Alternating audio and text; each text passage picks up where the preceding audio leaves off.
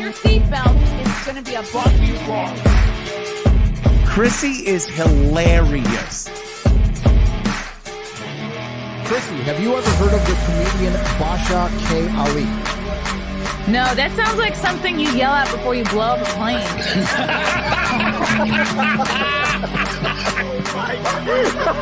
Basha K. Ali! 30 seconds remaining. But you know what, good to say I dabbled in stand-up or something. I haven't disrespected you at all. I was very confused by the title, Everything Everywhere All at Once, because that's also what we call it when Ash takes off his shirt.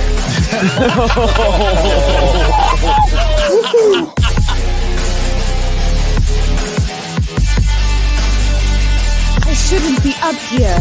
I should be in school on the other side of the ocean. Woo! What's up, boys and girls? Welcome to another episode of the Chrissie Mayr podcast. We are on iTunes, YouTube, Spotify, and SoundCloud. So if you're listening to us right now on iTunes, please give us a nice review with lots of stars. I got a bunch of shows to promote. So excited to be doing stand-up on the road all over the country.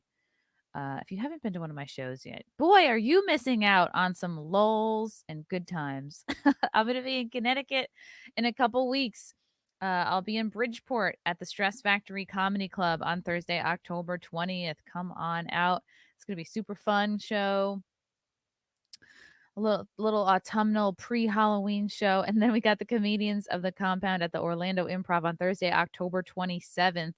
If you're going to be in Orlando for the Geeks and Gamers Friday Night Tights meetup, this is a perfect complement to your weekend. This is that Thursday before the meetup on Sunday. So come on out on the 27th to the Orlando Improv. Get your tickets now. It's going to be myself, Gino Bisconti, Anthony Cumia, Alex Stein, 99, and Lila Hart. It's going to be an awesome show. Then I got a weekend in Long Island coming up in the beginning of November, Friday, November 5th, and Friday, November 4th and Saturday, November 5th at the Brokerage Comedy Club in Belmore, New York. Then we got the Compound Media Censored TV show on Thursday, November 10th in New York City. Venue to be announced the day of. You can get your tickets now, but the venue will not be announced until the day of. That's going to be myself, Gino Bisconti, Anthony Cumia, Gavin McGinnis, Josh Denny. That's going to be a spicy one for sure. Then I'll be back in Jersey in November on Thursday, November 17th at the Stress Factory Comedy Club in New Brunswick. Then I got a weekend in California coming up next year, Friday, February 24th and Saturday, February 25th at the Mic Drop Comedy Club in San Diego, California. Going to be an awesome time. Looking forward to it. Wow, I look a little messy. Today. But you know who's not messy? Is my guest. Is my guest today. I am such a big fan of his. We met at the Blaze, I think earlier this year or maybe last year. Just a really great guy. One of the very positive masculine presences. He's a positive masculine presence on the internet right now. And he's a content creator. Just super smart, knowledgeable guy. So we're going to get into a lot of pressing topics right now. Welcome to the show. Malcolm Flex, looking blurry, looking jacked, loving it. Welcome. Hey, there we go. And he's black. Oh, my God. And he's black. I mean, I didn't want to, ruin the surprise. So I know. That would have been the biggest surprise, biggest detail to Biden. I know he was shocked when he found Obama on the scene somewhere, but yeah, you didn't vote for him and you're still black. What happened? God. Yeah, I had to flee the country. I had to apply melanin protectant 5 times a day. There was also I had to change up my diet, Popeyes, all the good stuff. So you're now on your you're back on Twitter because I couldn't find your Twitter account to put it in the description. But you're on what, your third? Twitter's got a target on your back. Why? I'm a man. I'm running. But luckily for people, they can actually find me if they look up the website, which I know I went ahead and sent you. I still have my personal website up. They can't cancel that yet. So No. Go here's to go to flexyoursuccess.com for all things Malcolm. I'm going to put it up on the screen here, where you can follow his Instagram, Rumble, Gab, Getter, and I don't know if there's also a Telegram, but I gotta work on getting myself on Telegram. I'm behind on a couple of things. Yeah. Nick Ricada has taught me that I need to get my ass on Rumble.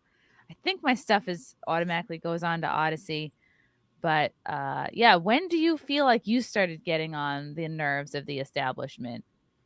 Oh man. Let's see. It might have been after like the 10th raid or so that ended up happening on just like everything that, all my presences where I was just getting angry comments. And of course, I kind of built up a reputation for just roasting people because I just saw every time it seemed like you get a bunch of flack, like, these people, they go up in the fetal position, just kind of like curve up and just start taking body shots, like, kind of like eating it. And I was like, you know what? Let's have a little fun with it. Let's turn it into like a spectacle. So then I just started roasting people and that made it happen. And, eventually I think people were noticing like, okay, hey, this guy, he kind of figured it out a little bit. And so they had no choice. They had to get rid of me. So where were you roasting people? Just pretty much on the timeline, on Twitter, the comments, just on Twitter. Instagram. Okay. Yeah, it did not matter. It didn't matter. Like if somebody said something, chances are I was insulting you, your mother, your grandmother, whatever. I had no compunctions about, getting on to people. So best I could do. Just good old fashioned, free speech getting you into trouble. And I was trying to remember when we met. It was so brief, and I remember we were on the same episode of You Are Here. Mm-hmm. God, I mean, I'm like, remember You Are Here? Like it wasn't even that long ago. I thought that was such a great show. I was very sorry to see it go, and it had quite the following. But I think we were put on the same episode. I don't know if it was.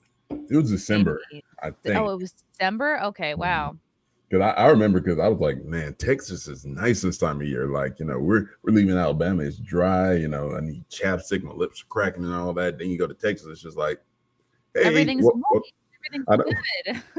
Welcome back to fall. It's football weather again. Mm-hmm. Mm-hmm. Oh yeah, that was fun. I forget what we talked about on the show, but I just was like, man, this guy's smart. I got to get him on.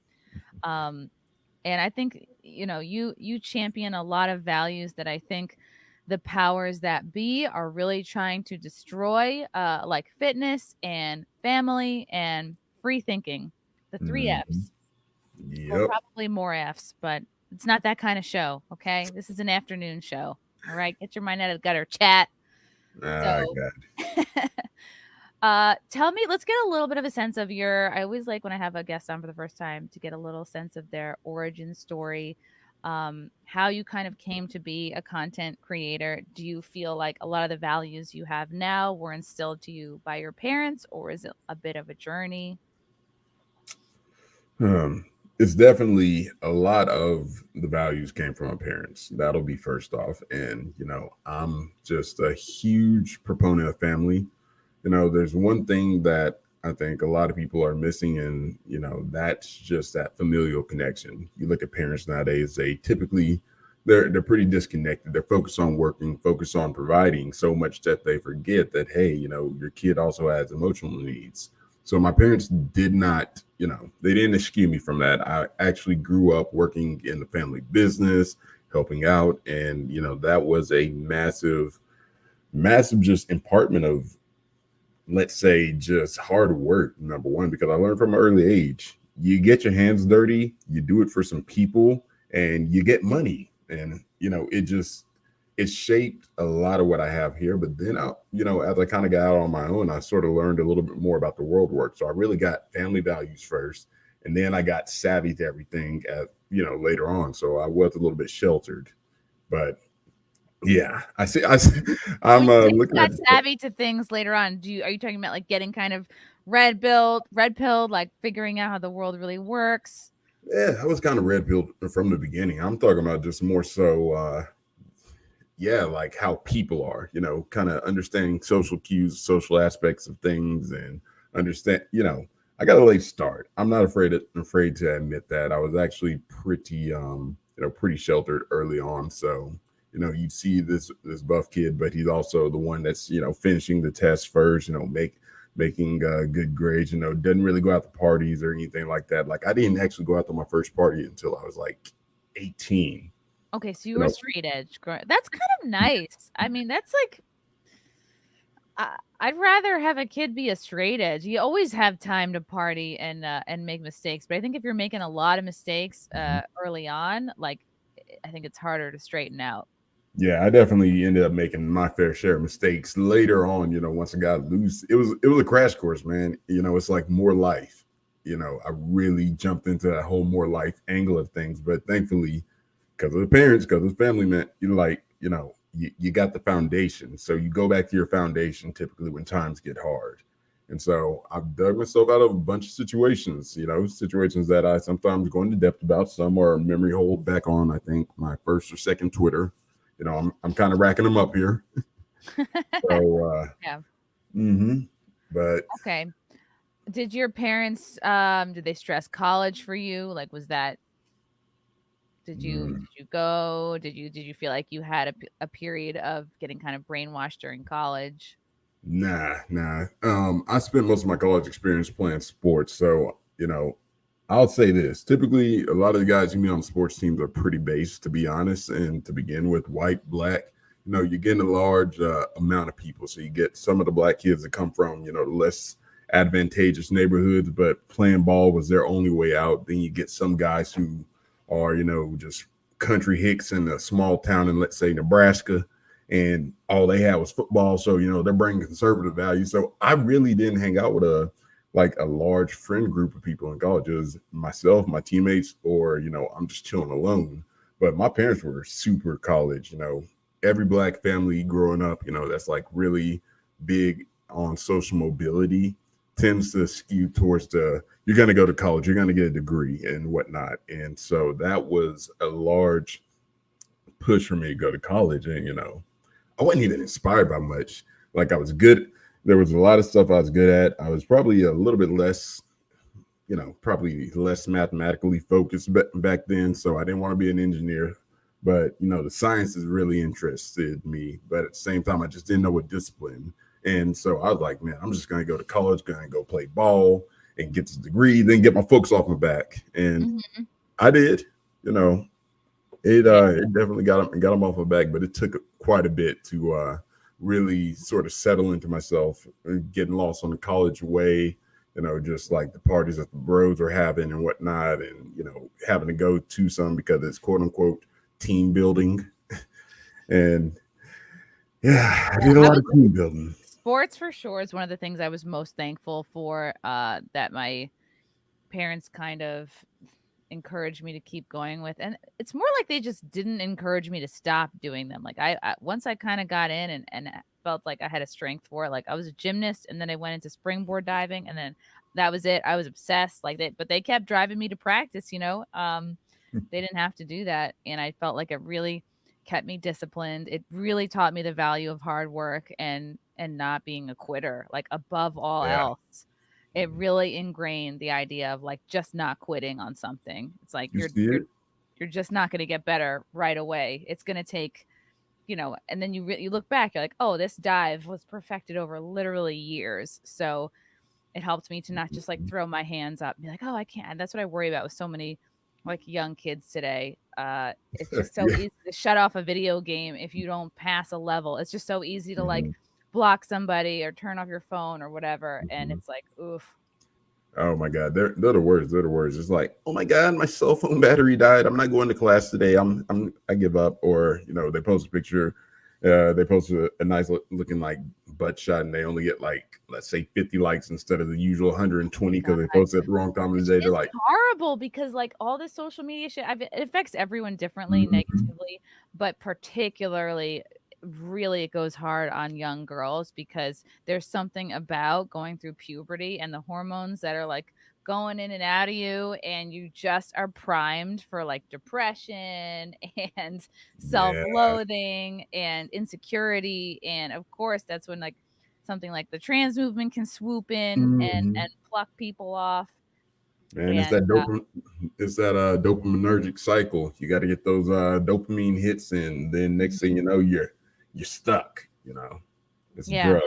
So when did you kind of feel called to kind of be a voice in this, what seems like current crisis of masculinity going on in our country? And I guess like in a larger sense, like probably the whole world. Like when did you start to feel really like, oh, this is something I need to be active in? Man, I can't even remember when I was awakened. All I remember at one point early on was just like reading some comments on some page. I can't even remember the page name on Facebook. And I'm just thinking, God, these people are wimps. Like, and they don't understand what's going on.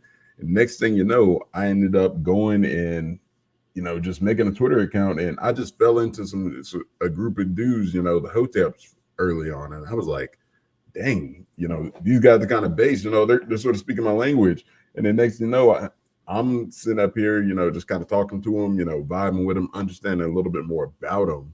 You mean And like then, Hotep Jesus and Uncle Hotep? Mhm. Okay. I didn't know if there were more.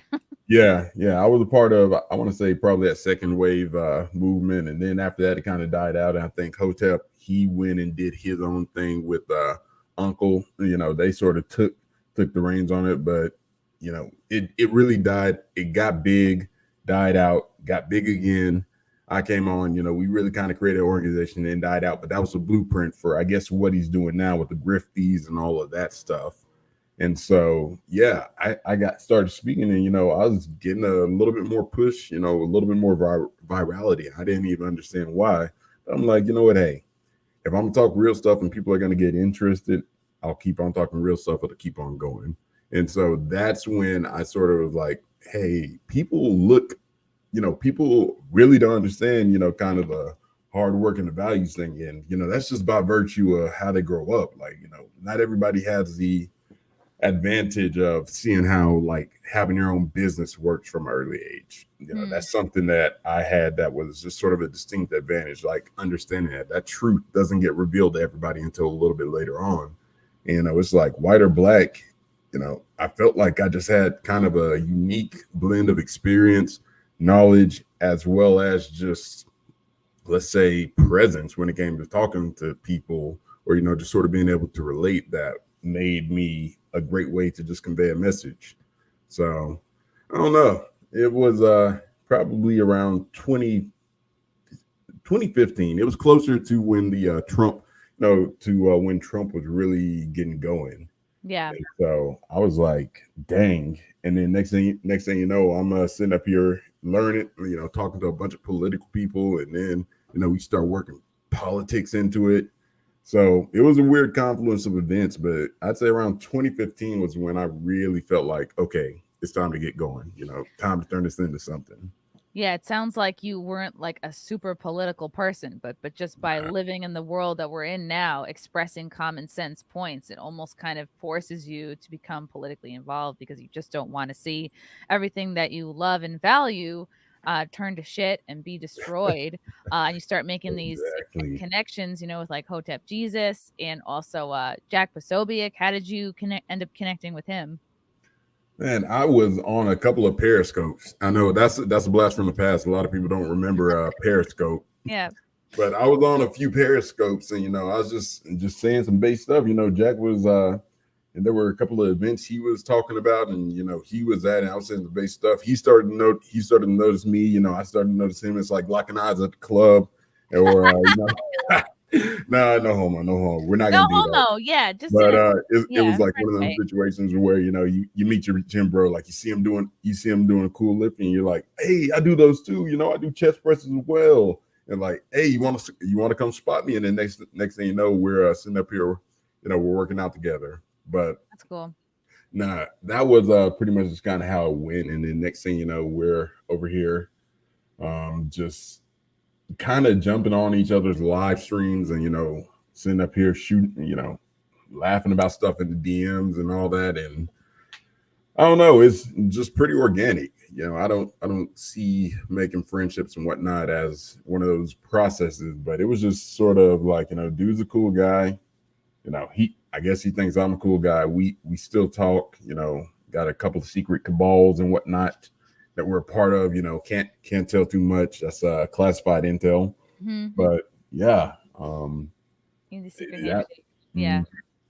Yeah, it's good when you connect. That's what is so great about the internet, is being able to connect with. And I feel like embracing a lot of these what feel like common sense beliefs. Like many of us will kind of shed friends, and we all of a sudden turn around like, oh, that family member or that friend that we've been so tight our whole lives, now suddenly with you vote for Trump, or you feel a certain way about the jabs, or you feel a certain way about the mandates. All of a sudden you turn around and you're like, wow, like I have a lot less friends than I used to have. I And know. what's great about this kind of sphere that we're in is like you can connect and start to build some friendships back up again, and build a community and start to maybe prepare yourself for whatever is coming.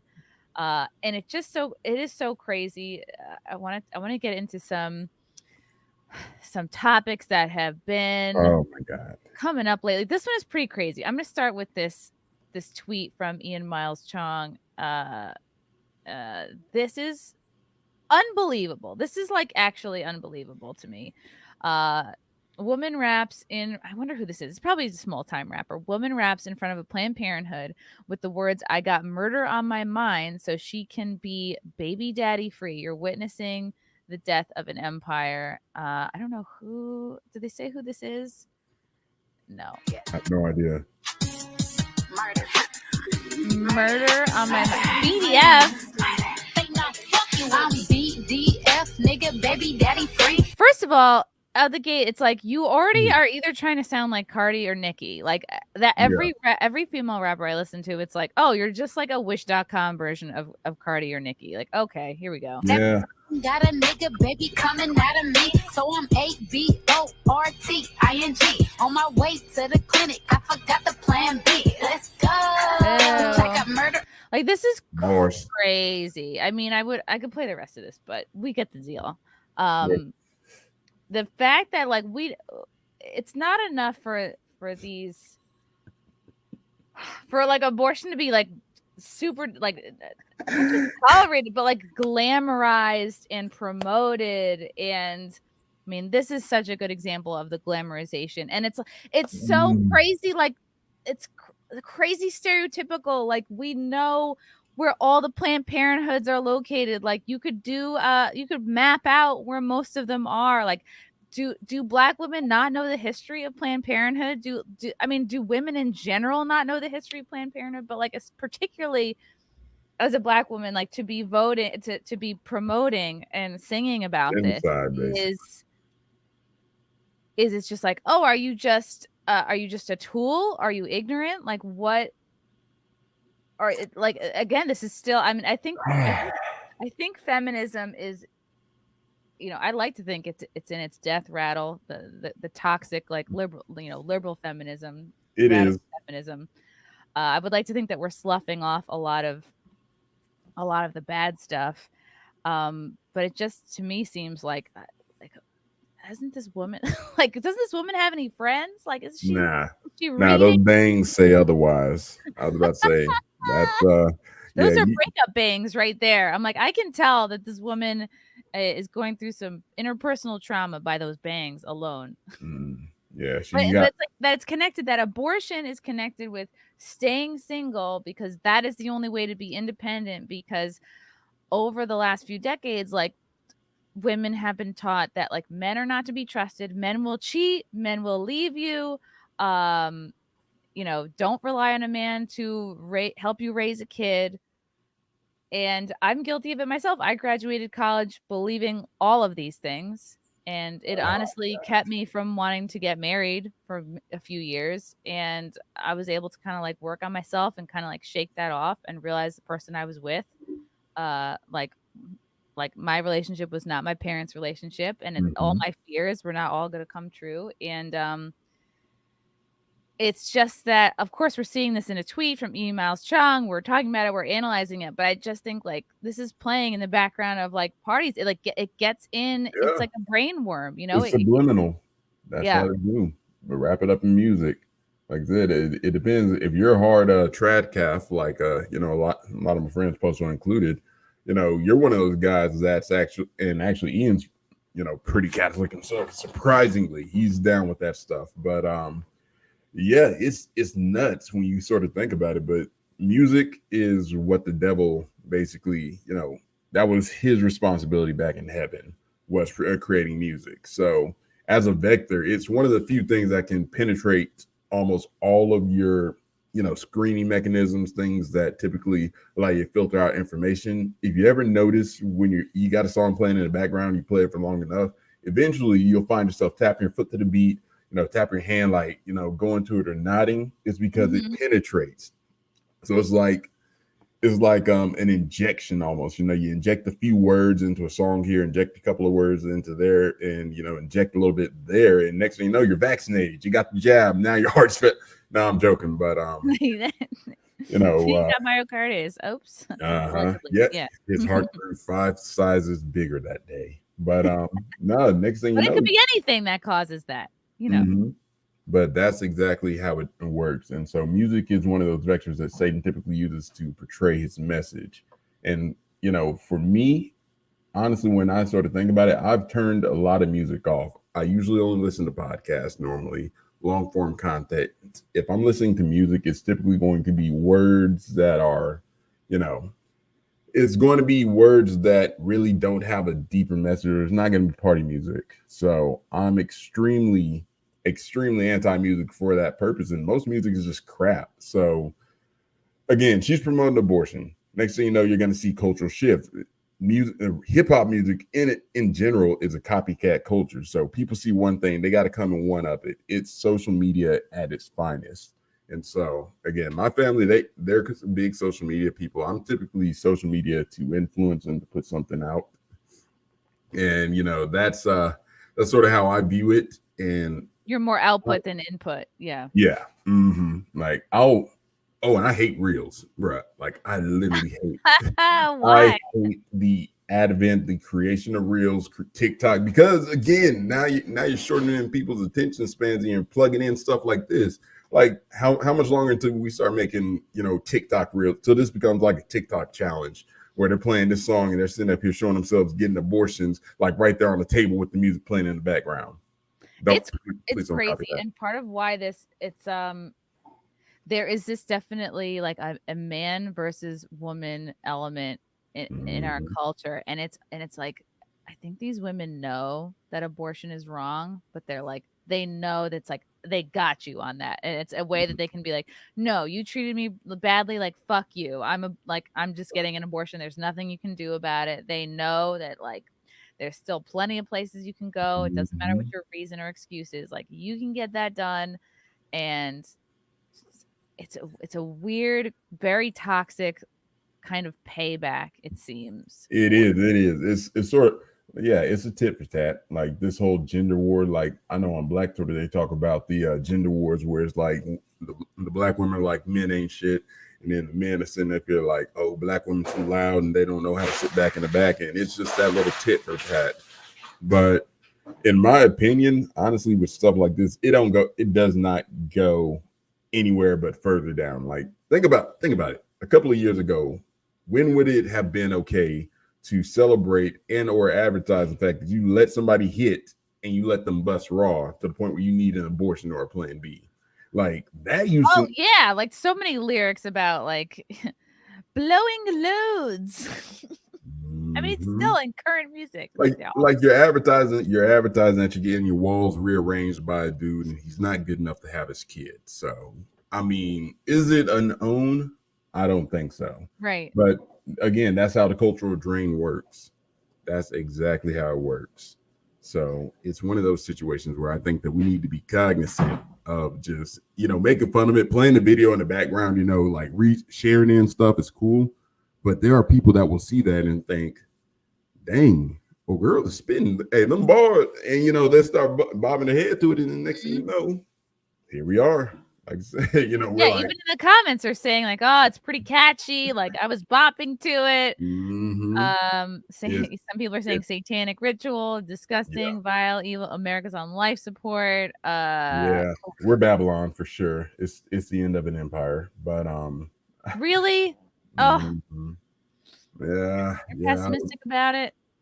Oh, look, trust me, I'm not pessimistic. I'm actually expecting to, just be over, I'm hoping somebody's building the boats, but then I think, maybe dying in nuclear fire may not be as slow and painful as drowning to death. So I'm still kind of weighing my options, but one way or the other, it's over. Yeah, you wonder if these type of lyrics or the glamorization of abortion has been revived, or people are, artists are doubling down on because they feel like, oh, we're fighting the power, because ever since, this in this post Roe v. Wade kind of world, we got to double up on it, because the powers that be are trying to take our abortions away from us. Mhm. I don't know. I don't know when people thought that it was okay to like literally kill a baby. Yeah, I know. And this is empowering. But I don't know. I'll let you lead with this one because I got my own Okay, set of so this opinions. is something I just heard about like today or yesterday. Act of Defiance, U.S. advocates launching mobile abortion clinic, and Malcolm aptly referred to this as the death bus. And so now there's going to be there are plans for. I always love when I go through articles and then like I'm outed by my We see advertisements. what Like you people, Yeah, we see people what you're get to see what browsing. kind Don't of stuff worry. I'm looking at.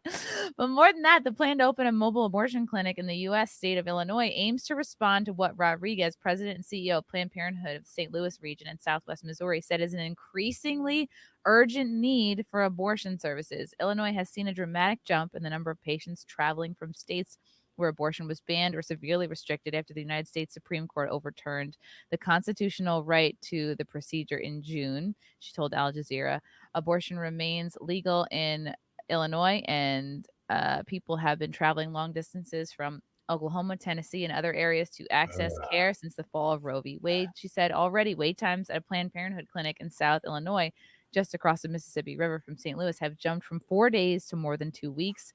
We have made it clear to our patients that we were not going to leave them behind, that we were not going to back down. Or I don't know, maybe like I'm not gonna back down. help these people to make better choices so that they don't have to show up at a Planned Parenthood. I don't know. Yo, I'm not a that's doctor. wild. Hey, you wilding for that, and that's crazy stuff. Like you're literally wilding for that suggestion. Good choices. What are we like, Puritans? Yeah. Like, why don't we? Okay. Rodriguez told Al Jazeera, stressing the group's commitment to providing patients with abortion services no matter where they are. Earlier this week, the U.S. marked 100 days since the country's top court overturned its landmark 1973 abortion ruling, setting off widespread protests and calls for action to protect reproductive rights. And we're going to see this more and more, that they're and we've seen it already. They're not going to call it abortion. They're not going to call it killing a baby, ending a life. No, it's reproductive rights. I'm birthing. It's birthing rights. It's healthcare. The end of Roe v. Wade also saw Republican-led states immediately spring into action to curtail the procedure, capping a decades-long campaign by conservatives and religious groups opposed to abortion. Several states imposed outright bans, while others put stringent curbs in place. So now they're doing a Planned Parenthood mobile abortion clinic. The group's first in the U.S. It comes as part of an opposite push by rights advocates to create abortion sanctuary networks and reduce barriers to accessing the procedure in a post-Roe U.S. So this is a death bus that is planning to go to places where they think abortion will be outlawed. And by the way, you can still get it Yeah. if it happened to you by force. If the Exactly. baby is like, you know what I mean? If it's like the health of the mother is seriously in jeopardy, like all the extremes are you're We still got good to them. go. They're covered. They're Yeah. legit covered. So what's the problem? What's the problem? Like they said, no, you can't outlaw abortion. They're like, okay, then we'll just outlaw recreational abortion. They're like, no, but there's rapes and incest. And then we're like, okay, well, if you're raped or you have incest, then okay, we'll let you have it. They're like, no. And like they have no call for it. That's Yep. that's my thing. But at the same time, I'm sort of, I'm based in the take. I'm like, Well, on one end we're killing babies, but on the other end, it's not our babies, it's their babies. Right. If you So, really want to do this to yourself, mhm. there's an argument for, I guess, Darwinism or natural selection there. Yeah, It's I was about to sad. say, It's sad because these kids, like, they don't deserve, nah, this happening to them. Like, there's eh, plenty of people who were born to bad parents true, or abusive parents who made something of themselves. true, The true. vehicle is expected to be operational before the end of the year, when it will travel along Illinois' southern border, offering what's known as a medication abortion. So Plan B, and also, no, not Plan B. But I mean, I don't know if they consider that to be abortion. Probably just like whatever pills you have to take to Nah, at up that to point, 11 weeks of gestation. The mm, process ending a pregnancy through medication accounts for more than half of all abortions in the U.S., according to the Guttmacher Institute Reproductive Rights Group. Surgical abortions will be available at the mobile clinic early next year, so you can literally get that all done on this death bus. yo, okay, real quick. Can we conduct a study as to how many black neighborhoods they go into versus the white neighborhoods? I feel like we're gonna It's find. gonna be like an ice cream man situation. They're gonna have a bell that they ring, ding, ding, Mhm. ding, and all Right here on the the table, girls run out with their select the coat change from the hanger. kitchen. Although they probably don't even need money, they probably do it for free, and the taxpayer is gonna pay for it. But they're gonna go ding, ding, ding. Everybody runs out. Yeah, are they gonna drive around? Or are they just gonna stop in certain neighborhoods where they want to make sure people Which are not neighborhoods, procreating? right? That's It's really disgusting. We expect to see an increase in demand for mobile care, as the goal here is to reduce the hundreds of miles that people are traveling one way just to access abortion care in southern Illinois. yeah, yeah. Oof. Something. That's a big oof right there. Something. Women's rights. Something.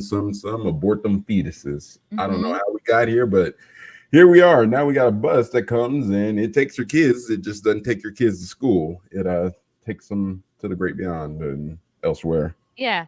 Yeah. You can, let's say you have they're just making all of this so much easier for parents to not be involved. You know what I mean? If you have a Yep. daughter, she can go to California and get her gender affirming health care. She can wait for this bus to drive by and get her abortion. Like, It they really want this to be out of parental influence. we've literally brought Uber death to your doorstep. Like Yes. this is like the Oh suicide my, beast from I'm not gonna Futurama. make an Uber Black joke. But that is like the Uber XL of death right there. Oh man, that's hilarious. It's But sad. again, guys, don't do anything. This is how we win the culture war. Let them just wipe their own lines out, and in the end, you're gonna have nothing but conservatives. Because I mean, you got to look at it. Most of the people pushing this stuff are probably leftoids, so they're overweight. Are they not? Which means their life expectancy is already cut. A lot of the True. people who are into a lot of the gender affirming care typically are sterile. They're not having kids. And the ones that are having kids are either A, sitting up here getting them sterilized, or B, You're right, because there's more homeschooling happening. I think less people are going to sign up for college, A, because the debt, and B, because of the indoctrination that goes on. Like, my parents were not liberal at all, but I graduated college a full-on liberal. So I think that's where a lot of people are getting their brainwashing. And then they move to Brooklyn, have cats, and the rest is history. And then they wait for the bus to come by. no. The people's Hopefully bus. not the death. I was The about to say, death hopefully bus. not the death bus. Please. Oof. Yeah, it just seems like these things are not happening fast enough. Like the good change is not happening fast enough. Because now we have, I'm going to pull this up out of Newsweek. Is this Newsweek? Yeah. Newsmax. Biden DOJ charges 11 anti-abortion protesters in alleged conspiracy. A group of 11 was indicted by the Biden Justice Department for obstructing a reproductive health services facility in Tennessee. So these are places that want to, it's reproductive health. It's not a place to, Make it kill sound babies. good. It's health. in a planned protest that is alleged to be a conspiracy. The FBI indictment alleges 11 worked together to arrange a blockade on a abortion facility in Mount Juliet, Tennessee, in March of last year. 7 of the 11 were charged with civil rights conspiracy, while all 11 were charged with a Freedom of Access to Clinic Entrances Act, the FACE Act offense. And then they list the names of all the people who are charged in the federal indictment. Gallagher set up the protests March 4 through 7 in 2021 around the Nashville area on Facebook with the alleged co-conspirators using. So these are people. I think they're getting indicted for practicing freedom of speech. Were they really physically blocking people from entering these facilities? I doubt it. They're probably there with signs. Like these people are not going to literally stop you from going in. Yeah, honestly. And isn't it funny how we went from civil rights used to be, we want the right to vote, we want the right to be treated like human beings, to we want the right to say that this thing is not a human being, even though it's got a heartbeat, it's got a spinal column, it's literally made from 2 sets of chromosomes, no, that's civil rights now. That's where we're at. Yeah, it's like it's devolving. Gallagher referred to the blockade as a rescue, the DOJ wrote in a release announcing the charges. Boyd also began a Facebook live stream broadcast of the clinic blockade at 7:45 a.m. on March 5th. The live stream broadcast was entitled in part Mount Juliet, Tennessee Rescue, and live streamed the blockade event. Like, let's see some pictures. Like, let us see how the door of this place was actually blocked. See, they're not going to do that. Yeah, blocked the clinic's entry and doors and prevented a patient and an employee from entering. It's like, did they block them from entering? Maybe they just went up to them and talked to them. Like, again, like, we need to see some proof here. The live stream also broadcasted members of the group attempting to engage a patient and her companion, as Boyd told the live stream audience that the patient was a mom coming to kill her baby. I mean, not wrong. Yeah, they just don't want to hear it. They don't want to. That's the thing, is if you can be shamed so easily, like oh wow, I felt ashamed, this person embarrassed me. It's like, well, you're in a situation which is shameful and embarrassing. So if you were doing if you were on your way to do the right thing, nobody could say to you would make you feel ashamed or you want folks to tell it. Yeah. The indictment also alleges the 11 people aided and abetted by one another using force and physical obstruction to injure, intimidate, and interfere with employees of the clinic and a patient who is seeking, of course, her health services. These people are charged with conspiracy. They face up to 11 years in prison, 3 years of supervised release, and fines up to $350,000. The other 5 face a year in prison, 1 year of supervised release, and a fine of up to $10,000. So this is done to make an example of pro-life people. Don't you at all try to set up a protest in front of these clinics. Like, you will be charged. That's how they do it. Notice the language is what's important. A lot of people who tend to skew on the political side of things understand the implications of language. Intimidate. That right there. That is all it takes. You can be holding up a sign saying abortion is bad, and then somebody can say, oh, I was intimidated. What's to stop some abortion activists from taking pictures of you holding the sign saying they're intimidating people, making them feel bad, shaming them, and the next thing you know, up at least 1 year supervised release, and oh yeah, you got to pay the state $10,000. Now watch how that thins out the numbers. That's the thing. Eventually, it's going to shift the Overton window to where it's going to be taboo to say, that kid right there, don't kill it.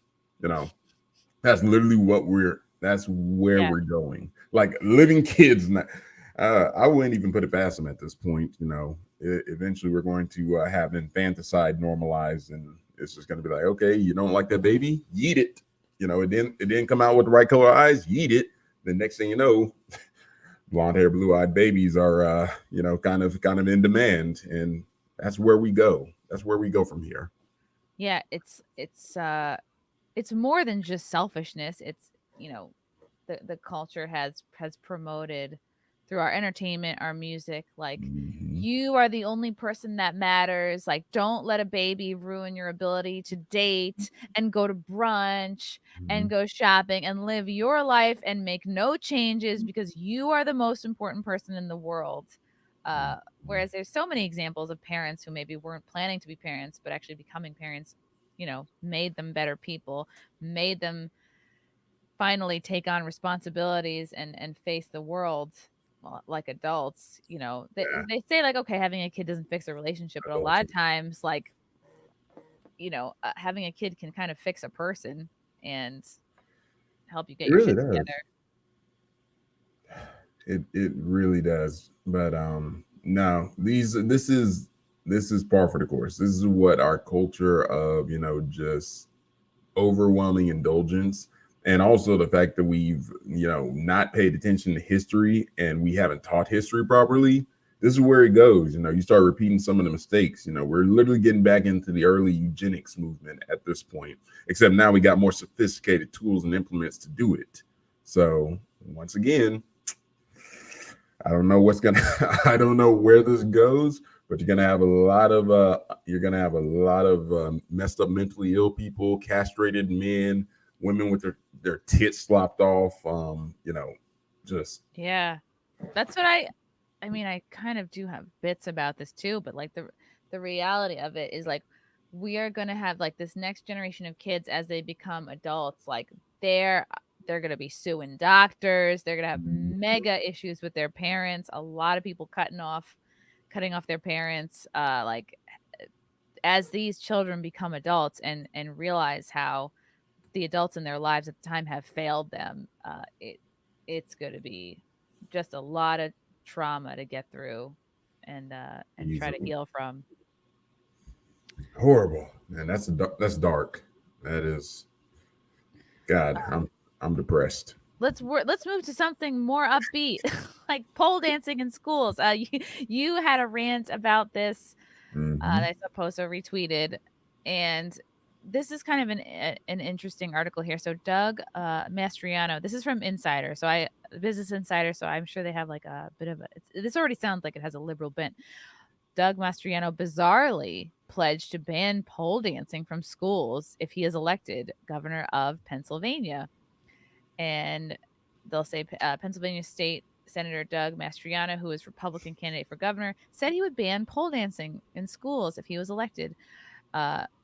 On day one, the sexualization of our kids, pole dancing, and all this other crap that's going on will be forbidden in our schools. Mastriano says while on stage at an event. He also said he would ban pornographic books that are in elementary schools, as well as CRT. He did not provide evidence of pole dancing and pornographic books being taught in any school. So now they're making him look crazy, and he's being extra, and he's exaggerating. They just want to read the books and see the pictures of the kids on poles. That's it. Let me see if I can play a little bit of his speech. So my vision for Pennsylvania is on day one, woke is broke. Yep. Oh, yeah.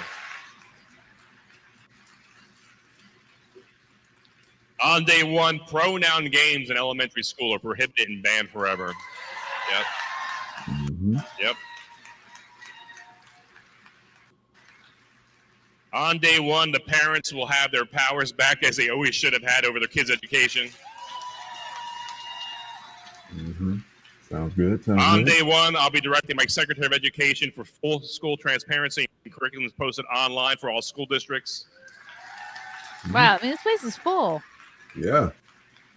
On day one, the sexualization of our kids, pole dancing, and all this other crap that's going on will be forbidden in our schools. There you go. All this other crap. Yeah. It sounds good to me.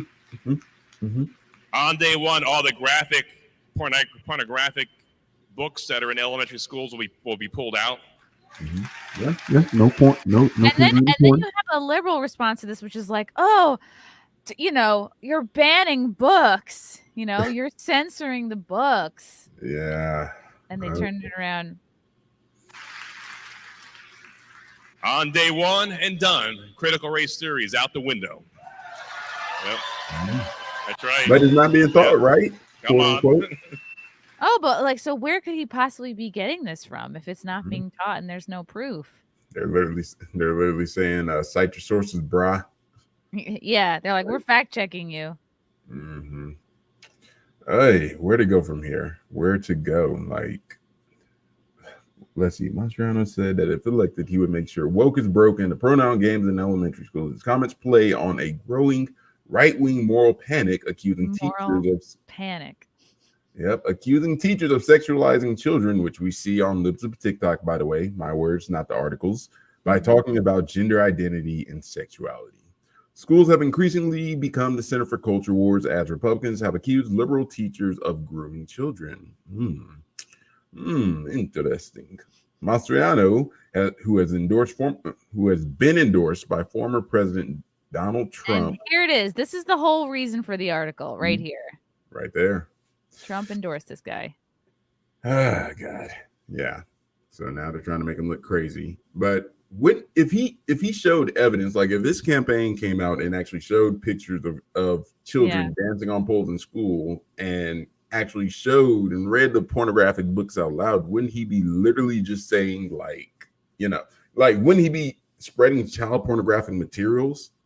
Right. I mean, if he's going to show like the examples of the books that are like, I was born in the wrong body, and then it shows them going to the doctor. It actually shows the children's genitalia. I'm not kidding. It shows it within the book. It shows them performing sexual acts, filleting other individuals. But if indeed the stuff is happening, which we know it is, doesn't that mean that the teachers, which we already have a priority of them sexualizing children and grooming children, watching them doing activities such as pole dancing and stuff like that, doesn't that mean that teachers are basically getting their own underage private strip show? This gets dark really quickly. God dang it, Chrissy. God damn it. I said I was going to lighten it up. All right. Let's lighten it up with Twitter. So it looks like Elon Musk is back on for buying Twitter. He has asked for a 30% discount for his Twitter purchase before reviving his 44 billion bid. I guess he's getting 30. He wants to get 30% off with discount code BOT. There you go. Elon Musk reportedly sought a lower price for Twitter before reviving his original bid for 44 billion. New York Times reported the news. In recent weeks, representatives from Musk have reportedly been engaged in private discussions with Twitter about the price of the platform. Musk's team originally sought a 30% reduction in the price. According to 3 anonymous people familiar with the talks, the discount would have valued the company at around $31 billion. Twitter rejected the offer, and the discussions moved to a 10% reduction in price. Per the New York Times, these talks were also unsuccessful, prompting Musk's decision to revive his bid of a 54.20 share, which he originally made in April. What do you think's happening here? I don't know that there's any other takers that want to buy Twitter, especially not at 54.20 blaze it. But that's just I don't know. I feel like part of it by virtue of the price, he sort of caved, but at the same time, there's been so much that has came out, such as the bot attacks, all the campaign pushes, and the fact that the whistleblower came out and revealed government collusion, state actors from the alphabet agencies basically coming down saying, hey, you guys gonna spread this here message, or you guys gonna censor this here story. Like there's just so many. Zuckerberg even came out and said that or they found proof that they had essentially Chinese spies working for Twitter. Literally, come on. There's so much right here that literally casts such a negative light on big tech. And, what's going to end up happening, I can already tell you, is that some base person, somebody that maybe is watching the stream, is going to start asking questions. What about the other social media platforms? What about Meta, or what about TikTok? And then we're going to start switching the conversation there. Elon buys up Twitter. Next thing you know, we're talking about how these other platforms are compromised. Oh, but Elon bought Twitter and he got rid of the bot. So come back on Twitter. Boom. The stock price goes up. And all the people who didn't sell the shares, who instead voted for Elon to have control of the company, they make bank. So That's my 4D chess play that I'm sitting up here crafting in my head, and it's canon. And can't a dang thing y'all say tell me otherwise. But you know, And that's how I feel. yeah, it looks like Elon is going to create a quote everything app. He says that the Twitter purchase will accelerate the creation of X, his long discussed everything app. And so some people think Elon Musk is going to be their savior. Some people are still very skeptical of him because he is the guy with the Neuralink, the brain chip. So that gives me pause, and you Yeah. just don't want to throw all your eggs into any one basket in No. terms of hope. But yeah, he's developing a quote everything app.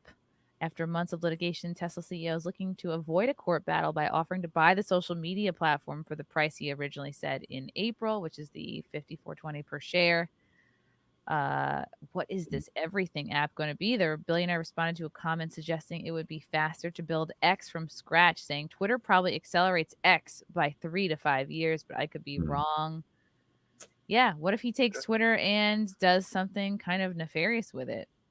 Yeah. I mean, I see it. I see what he's talking about. Maybe being something like WeChat for the West. I know that's kind of an idea. You know, on WeChat, it actually has its own payment processors. It functions as all of these other mini services brought under. And, you know, really, that's the Facebook model when you kind of look at it, even though nobody uses Facebook except for your annoying aunt that you really don't like to talk to that posts all of these old played out cat memes. But, you know, Facebook has a Facebook gaming, Facebook marketplace, Facebook dating. It's got Facebook Pay, which nobody ever uses. I wouldn't either because, Reddit is failing right now. Exactly. But at the same time, that is literally what I believe he could be playing at. And, you know, Elon can make it work, honestly. But first thing you got to do is, and we already know, get rid of all these employees, or quote unquote, they're quitting, right? They're going to quit because Elon's taking over, ain't they? And they're gonna weed themselves out. Yeah, you only hope. This is like I don't. This is like everybody saying they're going to move to Canada if Trump gets elected. Right, exactly. But it's looking up. All I gotta say is, Elon, I got 3 other accounts. You know, if you want to go ahead and unban them, that'd be nice. Maybe combine the follower accounts. You know, I got some pretty good followers on some of those things. And yeah, then I'm your biggest fan from that and then on. So yeah. Oh, it says X.com was originally an online bank co-founded by Musk in '99. The company later merged and with another company and became PayPal in 2017. Musk bought the domain name and relaunched the site. At the time, Musk claimed he had no plans for the site, but the domain had great sentimental value for him. Currently, the website displays a small X if launched. I see it. Look at that. Look at that. In front of that, it is. Oh my God. Right there. Yeah. Oh, there's another thing that I saw today. Oh, hold on. Let me see. So let me go down to Google. Frank told me about this, so I have to have you guys watch me do this. So here's Google. If you Google Velma, look what happens. Yay! Look at that. Look at that. Can I say? I've got one thing. Gay. Yeah. Everything is gay. Everything is gay. And what's literally, wrong with quite that? literally. Oof. Okay. Here we go. Let's see. I'm sorry for the cringe, guys. Velma is a lesbian. Everyone's so happy. Any remake that can be a different race or somebody is going to be more gay than the original character, I think is a win for all. Let's go to this most recent one. Mindy Kaling's Velma HBO Max. Oh, Mindy Kaling is making this? Okay. Velma HBO Max series assembles its Scooby Gang. Why? Glenn Howerton, Sam Richardson, and Constance Wu will star with Mindy Kaling in the adult animated series, which traces the origin story of Velma Dinkley, which is voiced by Kaling. The underappreciated brains of Mystery Inc. The 4 appeared on stage together at Thursday New York Comic Con. Okay, so Howerton from It's Always Sunny will play Fred. Richardson from Veep will voice Norville, aka Shaggy, and Candace. Wait, Shaggy's gay too? Oh, why? I mean, who knows? Hold on, hold They're on. all Wait gay. a minute. They are not about to slip that in there. I think they're just making Oh, Velma gay. oh, AKA. Okay, sorry. I'm Velma still show hearing. still from Velma. I mean, why don't they just make the whole cast gay? Why not? Yeah. The Kayling showed a still from Velma at May's upfronts and revealed the character is South Asian. She said at the time, so not only is she gay, but she's Asian. She said at the time, no one's imaginations ever had a problem with a talking dog solving mysteries. So I think we can handle a brown Velma. Okay. Whether Velma is a lesbian, as she apparently is in the latest Scooby-Doo animated movie, remains to be seen. Oh, so they're keeping that ambiguous. Meanwhile, all these other articles are saying she's a lesbian. Hooray! Nobody asked for this. No, Nobody asked for this. I don't think I've heard lesbians complaining about lack of representation in media. I mean, yeah, at this point, that's literally all the media is. Shoot, we got a whole like bros. Oh, snip it. Oh my god. I mean, we literally have a whole movie dedicated to this stuff in bros. And by the way, it's doing horrible at the box office. Did you see Bros, Malcolm? I did not see it.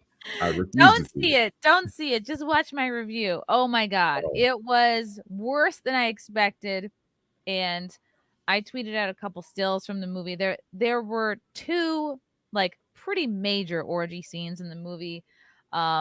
And then you know, you hear people trying to be like, "Oh, you're just triggered. You're triggered by sex scenes. You're triggered by gay men kissing." It's like, "No, man, like you're telling people this is a romantic comedy." It's like, "We do not need to see or like no matter what your sexuality is, like we do not need to see orgy scenes in a romantic comedy. Like you can show dudes walking off into a room together, you know, they showed every gay stereotype was in this movie. They're sniffing poppers. It just was like a lot of, it seemed like inside jokes for like the New York, LA gay scene, basically. And it wasn't really romantic. Like the main character is such a crazy narcissist. He's an asshole. It's wild. Like I am not a prude. If I was wearing pearls, I would have been clutching them. I was actually like cringing and going like, oh, I was like, oh my god, you know, I was letting out cringe. Yeah, Good. It was pretty gross, and like I've seen some shit. You know what I mean? Like I'm not like, oh no, I can't handle sex. But it's like I didn't need to hear moaning. I don't need to see like dudes going down on each other. And it also makes it seem like every gay dude is having an orgy a week, basically, or like, is that normal? Like, what about the gay people that are like, yeah, my sexuality is not like 100% of my personality? What about those people? It seemed like anti-gay propaganda, if anything. Like you literally took gay people and made them look not like Dave Rubin gay. No, like literally the most unrelatable version and variation of gay possible. Made them look like predators, because the way that the main character kind of goes after this guy he has a crush on, it's like a lot of forced kissing. It's a lot of like the guy's backing away, you know, walking away, and then like he insists and keeps at it, and it's like, is this really how we want to portray gay people? And Billy Eichner's like, oh, if you don't see it, you're a homophobe. This movie made me a homophobe. Okay, I left it being like, gah. That sounds like Kevin Spacey's little allegations right now, really, is what it sounds like. Yeah, let's bring, that's a great segue. Wow, you're an expert at this. Segue king, baby. Undisputed. I wish I had a promo code. I'd plug it, you know. Look at the Segue king here. So this is hot news. No, this is from yesterday. It's warm news. Kevin Spacey sex abuse trial to begin in Manhattan federal court. Wow, he's looking happy, proud of himself there. Well, of course he's gay. Gay means happy, right? Happy. Embattled actor Kevin Spacey is set to face his first sexual abuse trial in Manhattan federal court. Man, how many years did this take to come through? Starting today, as a jury will be selected to weigh the claims against the star brought by Broadway actor Anthony Rapp. Rapp, who acted in the Broadway hit Rent, first publicly accused Spacey of sexual assault in a 2017 BuzzFeed article, claiming Spacey made advances to him in 1986 when he was only 14 years old. He filed suit against the American Beauty actor.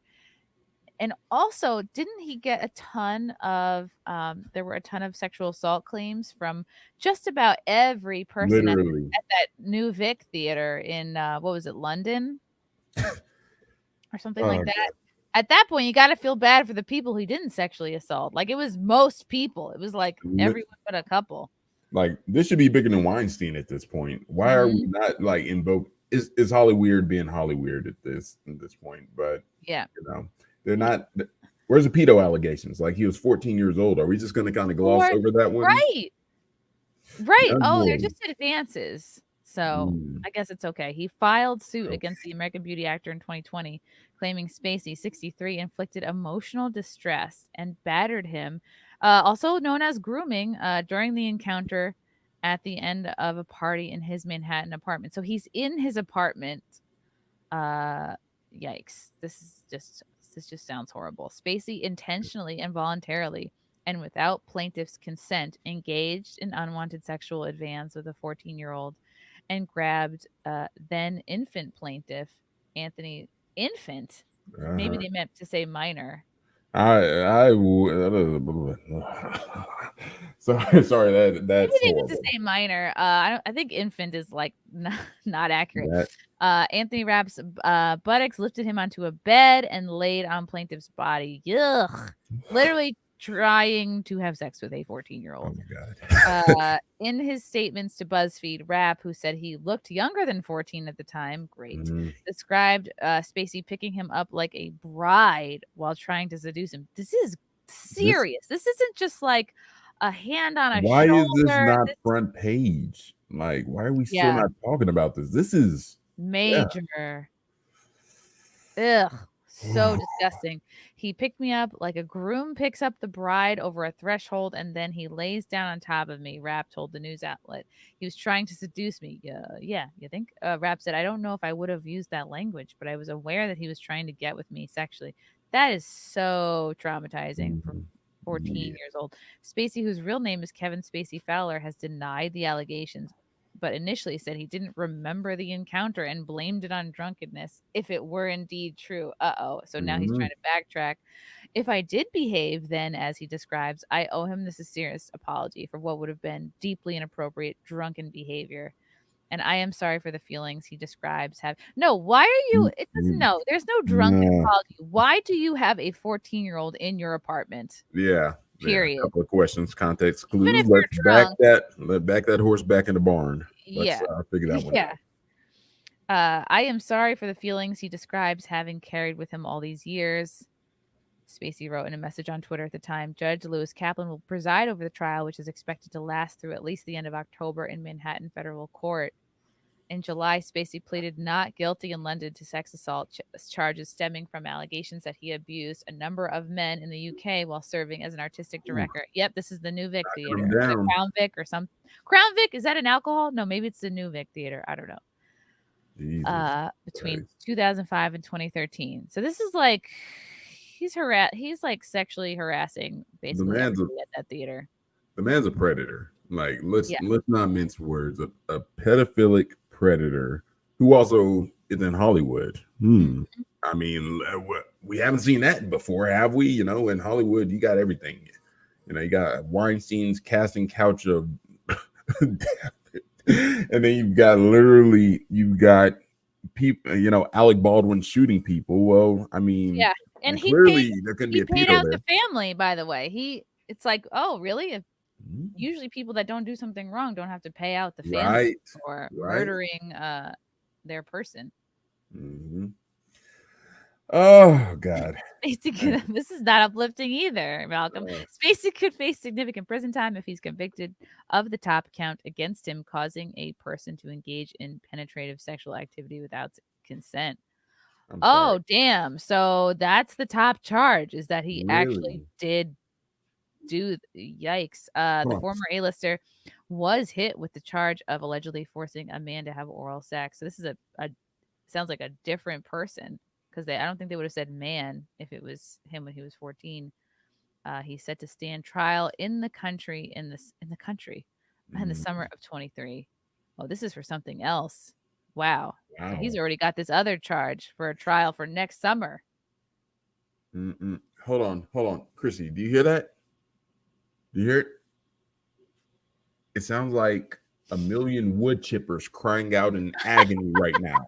With nothing to do. Yeah. Nothing to do. Unoccupied wood chippers. With wood chippers just, I begging hear it. for a job to do. Why haven't we employed the wood chippers yet?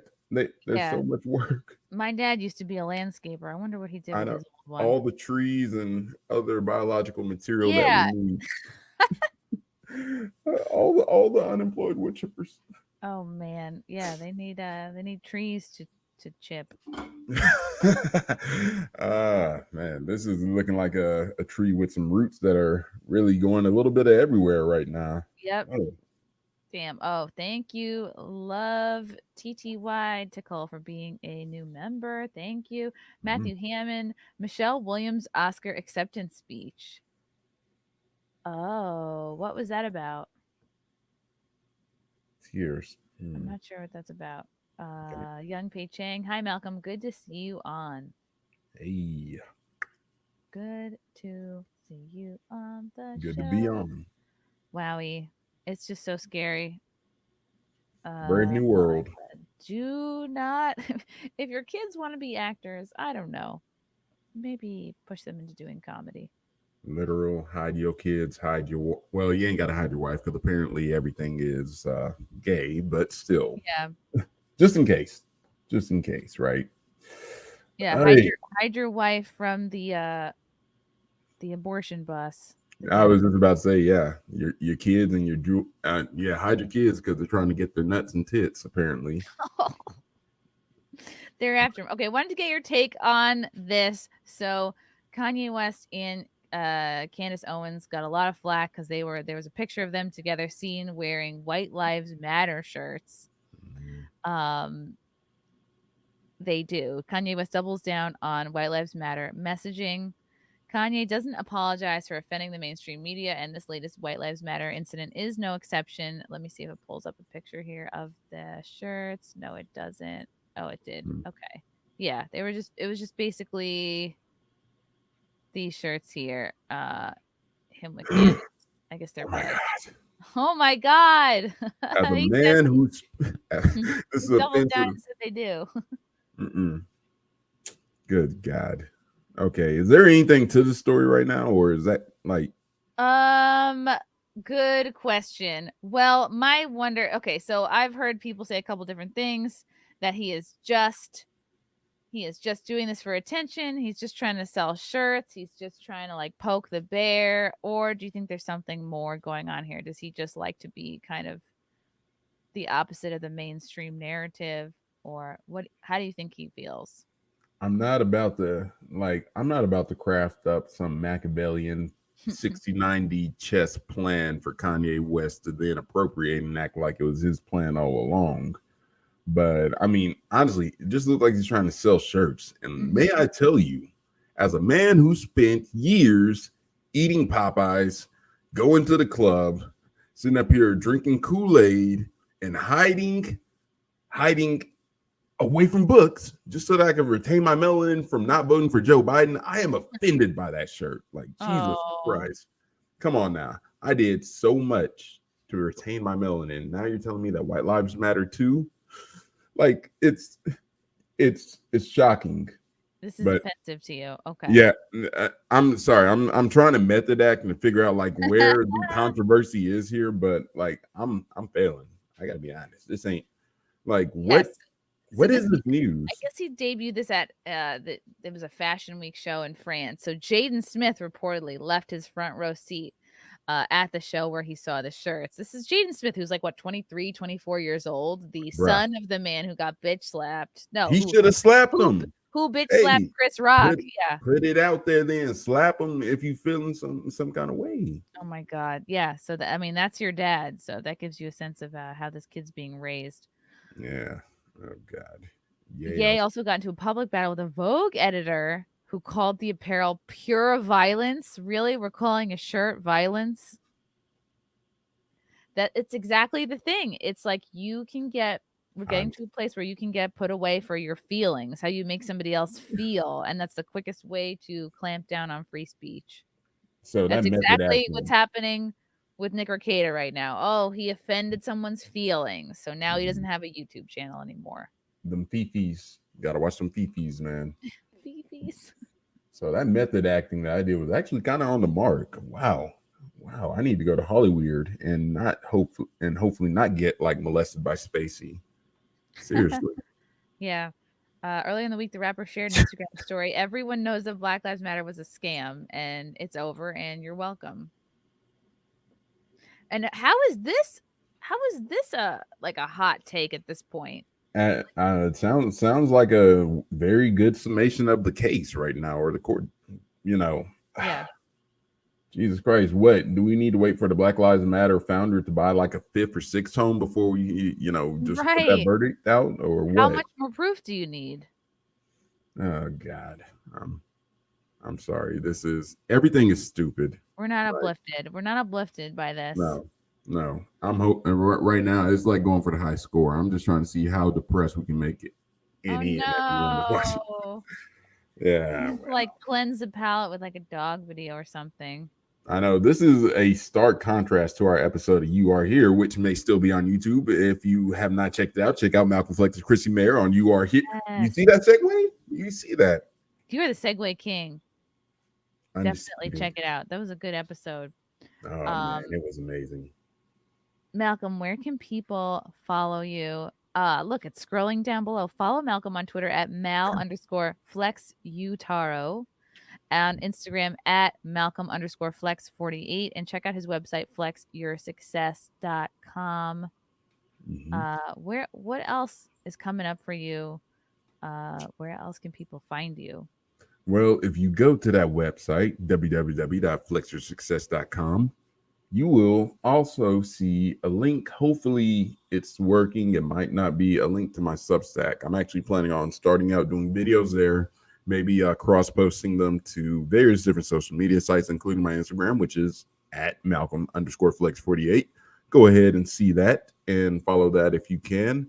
And hopefully, we can just get back onto sort of drip feeding the content that the streets need, because right now masculinity is in a crisis.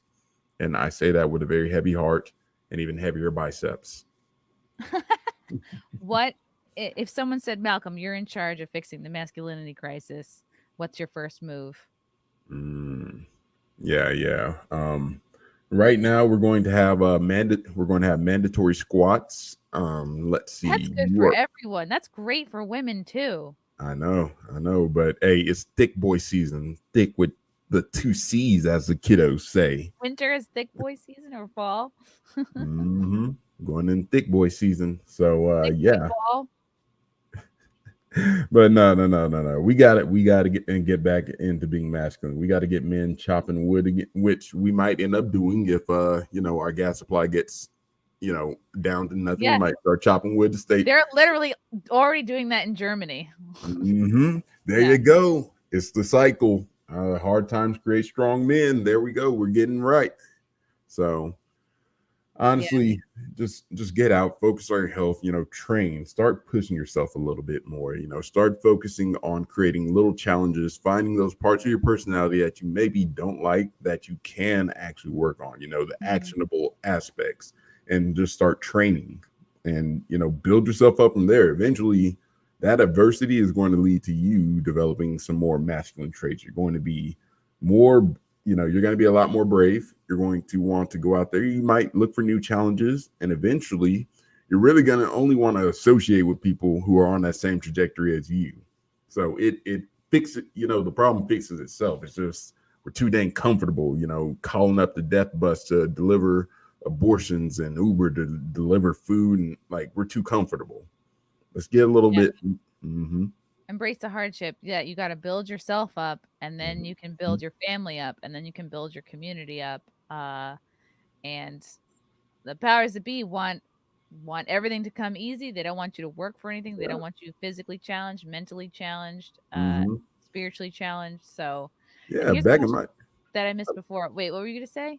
I was about to say, back in my day, we knocked a girl up that we didn't want, or we walked to the Walgreens. We actually walked to the section, picked up the Plan B, took that walk of shame, and endured that discomfort as the cashier took our money and looked at us like, right. we endured that. That was our hardship. That was our struggle. It was our cross. Yep. Now you can just call it up. Like, now you just wait for the bus. From Mhm. Matthew Hammond, how was the reintroduction of segregation through affinity groups allowed to take hold? The military, once unified all races, has joined the trend.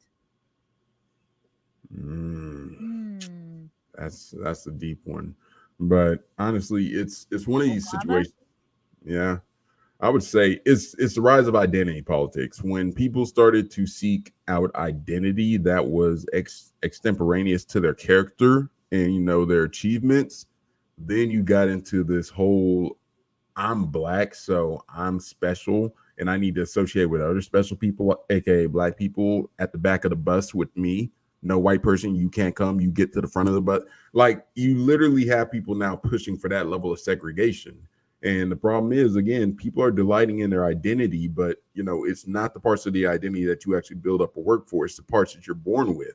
And so what that ends up being is that you get in the military sections where there's like, okay, we need these new kids. These new kids these days, they have these identity groups in college. So why don't we add these identity groups in the military so we can get more people in? They're trying to attract the youngsters and the kids. And so they're doing whatever they can. And it's driving a wedge between people. You're literally driving wedges in between people and creating a fractionalized society. And I don't know how you fix that, because you're appealing to the human desire to feel special and validated before doing anything to deserve it. Hey, hold on. I see shouting at the clouds. He said he's a better swimmer than me. Lie. I'm better swimmer than you, Malcolm. I will escape by water. You lie. I knife through water like a knife through hot butter. Like, let me just tell you, I am. If only you knew how well I could swim. Yeah. So. We are breaking down stereotypes here. Pensive Demon, Chrissie is so hot she's making the sun jealous. Ooh. I am hanging on to my summer tan. I think it's all but gone at this point. There you go. Shoot your shot. Trying. You got to shoot your shot. You got to. Yeah, just don't get it in the eye. It's part about being masculine. Exactly. Just don't get it in the eye. And that's a perfect place to end this episode on. Don't get it in your eye. Thank you, Malcolm Flex, for coming on. Everybody follow him. You're a great guy, doing great things, and hope to have you back on real soon. And thank you to the chat for all your questions and comments, and we will catch you later. Alrighty, folks.